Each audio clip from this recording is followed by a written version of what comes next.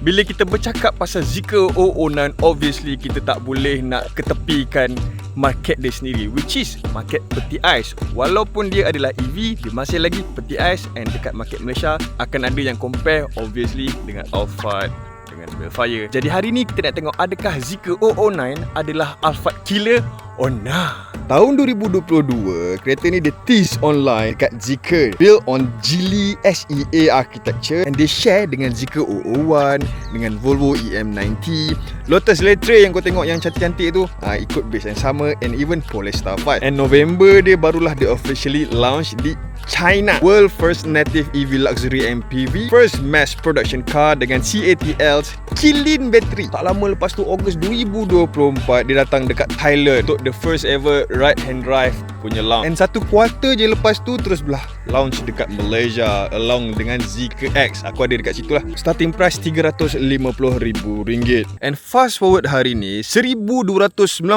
unit dah terjual dekat Malaysia, menjadikan Zeekr 009 number 1 premium EV MPV dekat country year to date.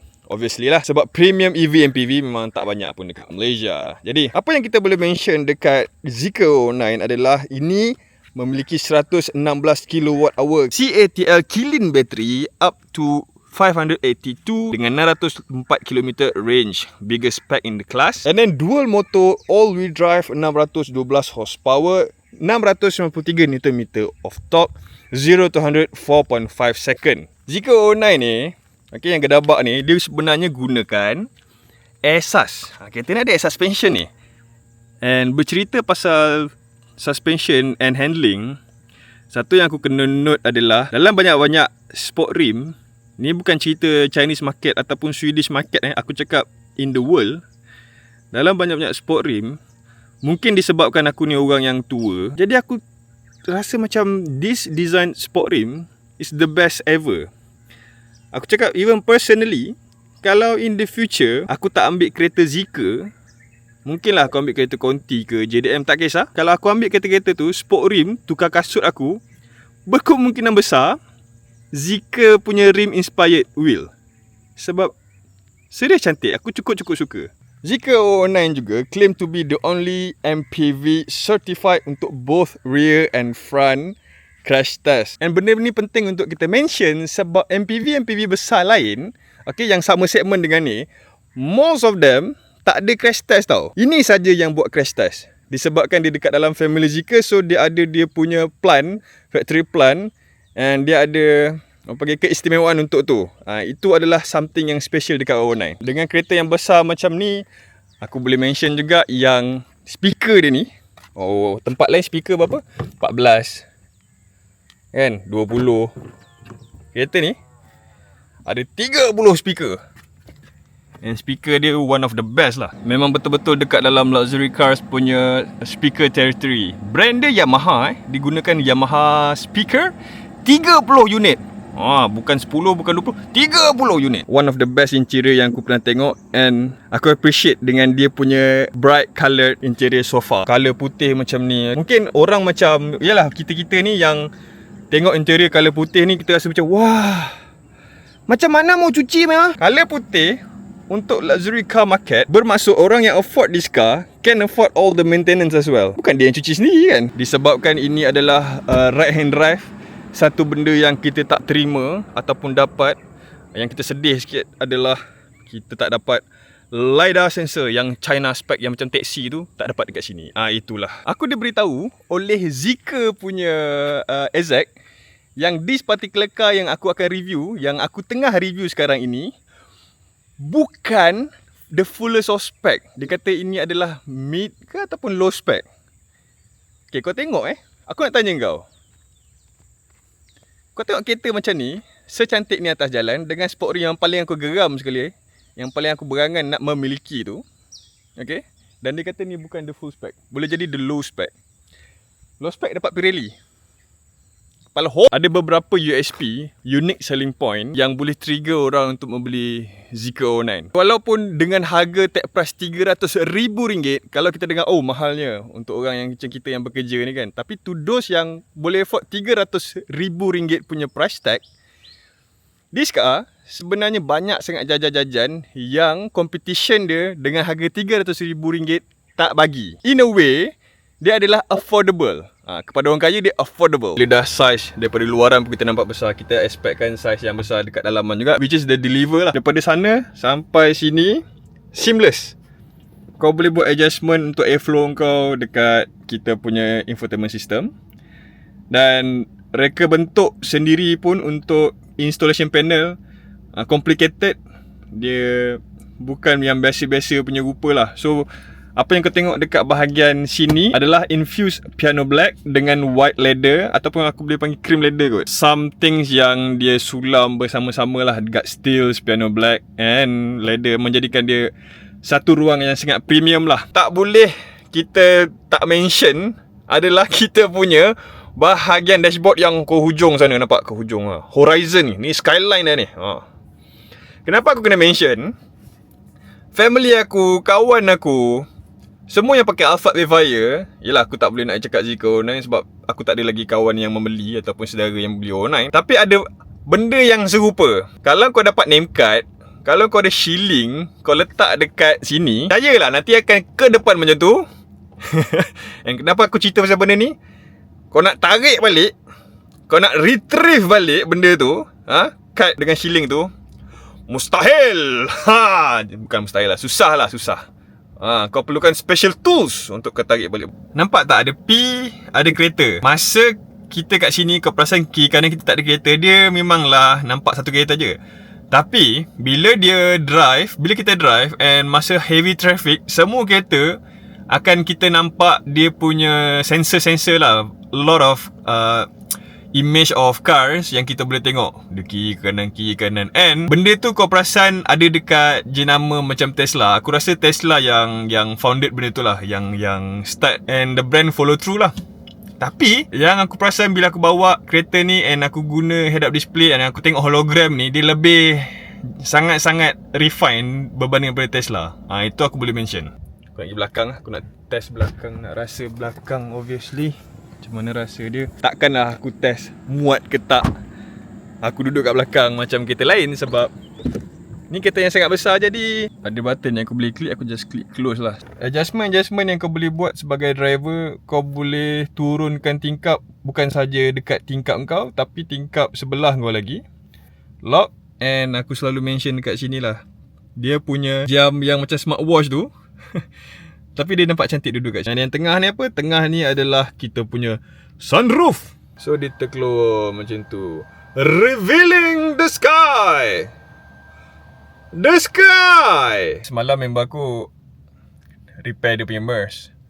So dia minta tolong aku ambil dia.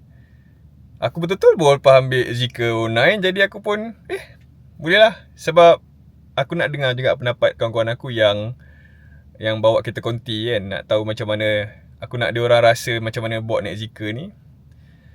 And dekat workshop dia punya kereta konti tu, aku tak nak suruh duduk depan.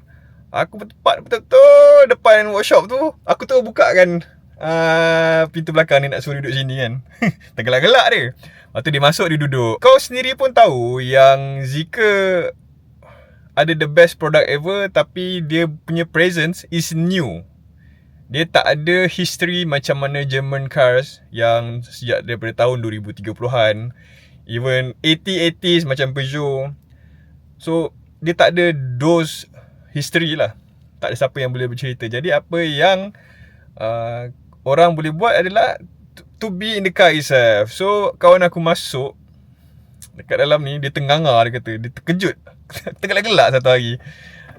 Dia macam, "Ui, besarnya." And dia rasa seronok lah duduk belakang ni. Dia jadi seronok, dia sembang. Sambil aku drive, aku jadi driver dia lah semalam. One of the few experiences yang aku boleh buat lah.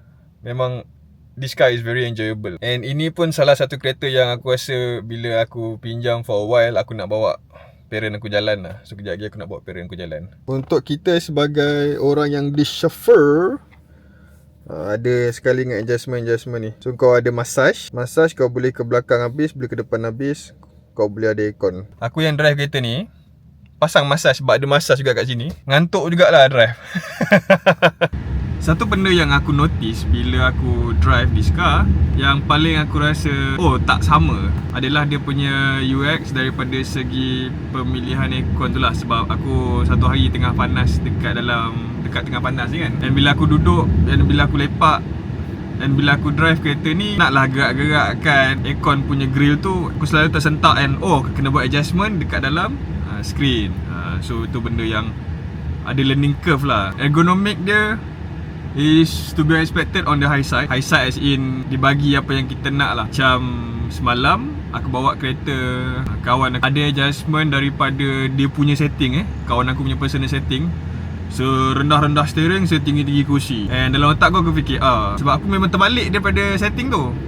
Serendah-rendah kursi, so tinggi-tinggi steering, ke muka steering tu. Jadi untuk Zeekr 009, aku pun test, aku gerak atas bawah steering ni, and dia ada support and adjustment, bukan sahaja tinggi rendah depan belakang, malahan dia punya support daripada segi lunjurkan kita punya lutut tu.